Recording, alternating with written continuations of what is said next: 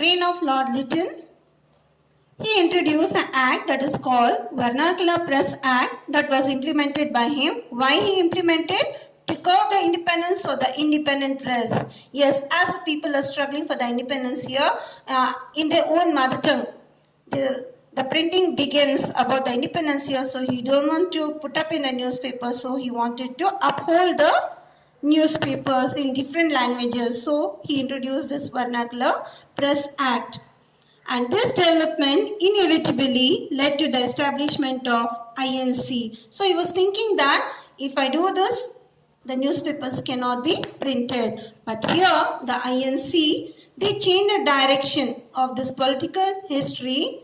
And in this, a person, as I told you before, national convention that was held in Bombay in the year 1885, W.C. Banerjee, he was the first president of INC. Who was the person to introduce this Indian National Congress? A.O. Hume. He played a very important role in the formation of Indian National Congress. Who was this Hume? He was a retired British civil servant. A.O. Hume. He was a retired British civil servant and met political leaders in the cities like Madras, Bombay and Calcutta, and discussed the various issue matters of the public. What all the public matter, what the public is facing the problem, that was discussed. And what was the discussion? That is only about the freedom struggle. And this resulted to deliberation. The Congress declared that achieving national unity as its primary aim during its first national convention. It tried to achieve unity among diverse cultural and political social parts of India. The leaders of this period also had to commitment to achieve it. Now let us see about the newspapers. The newspapers were published in vernacular languages in their own mother tongue. It may be a Marathi, Bengali. Newspapers started to print and enable discussion to various social issues. What's going to happen? Let us see. So the printing of the news started to begin, and this resulted in various political issues to reach the people. The British employed, so now it happened. Now the British was thinking that they have gone against this act. Now what we have to do?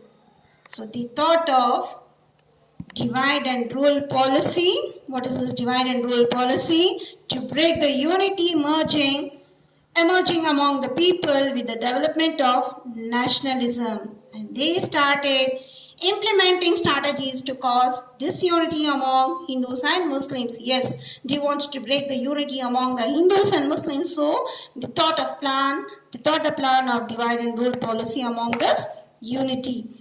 The Indian National Congress continued with this focus on creating unity among Indians. That didn't leave out, just it continued. What's going to happen? Let us see. We want complete independence.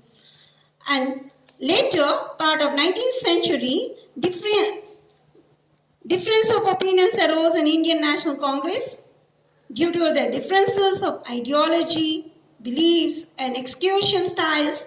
They were identified as moderates and radicals. So these two group of people are the vital role people played in Indian history. So this is the formation of INC, where the number of people got increased from 72, from the members beginning, the delegates were 72 and increased till 15 million people were increased till 1947 to gain independence. Now let us see about the moderates here. Why they are called as moderates? Traditionally, the first 20 years of the Indian National Congress is called as the age of moderates. And who are the members? Like W.C. Banerjee, M.G. Ranade, Surendranath Banerjee, Dadabhai Nauroji, Gopal Krishna Gokhale. So they are the major moderate leaders. And here, they had a faith in the sense of complete confidence towards British rule and judiciary. Who? The moderates. They used to table the demands with the framework of the constitution through prayers and requests. And they tried to bring the political awareness among the people. They organized public meetings, discussed various burning issues, and submitted memorandums to the government. Here, they submitted the memorandums. In the sense here, the moderates, they submitted memorandum demanding cutting down the military expenditure. Just they said, you are spending so much of money on the military expenditure, that should be shortened. And next one, development of Indian industries. So, industries are in England. Why not in India? It can be encouraged.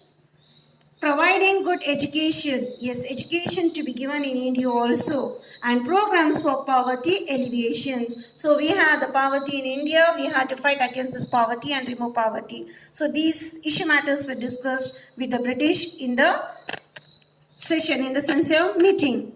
The moderates were the first to study the ill effects of the British rule of India. So they came to know what are the issue matters and what are the problems that's going on in our India.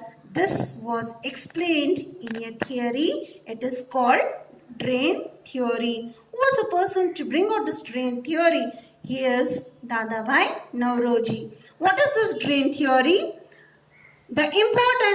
By increasing the import and reducing the export, the British facilitated the draining out the precious Indian resource into India. It is called drain theory. So the materials taken from India and carrying to their motherland, England, and where that nation was becoming much and much richer. But here poverty was more and more. That was noticed by Dadabhai Naoroji.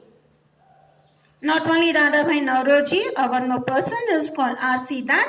So these two people, they published the books explaining the draining of Indian resource into England, how the resources were carried from India to England. The period of moderates is called as the age of liberal nationalism, and also it is given as a title like the period between CE means Common Era, 1885 and 1905 is called as the age of moderates. So these are the people to identify what is the main problem for poverty, education and all. The next comes radicals. Now let us study about radicals. Who are these radicals here? Why they are titled as radicals? The soft stance of the moderate towards the British made unhappy group with the Congress to call them as political beggars. So they are titled as political beggars. The group congressmen who criticize the soft stance of moderates are called as radicals. Why they are called as radicals? That's the meaning. And who are the members of these radicals? Aurobindo Ghosh, Bipin Chandra Pal, Lala Lajpat Rai, Bala Gangadhara Tilak. So these are the members of radicals. So here, as we have Bala Gangadhara Tilak, Lala Lajpat Rai, Bipin Chandra Pal. So they are referred as Lal, Bal and Pal. So they played a very important role in freedom struggle.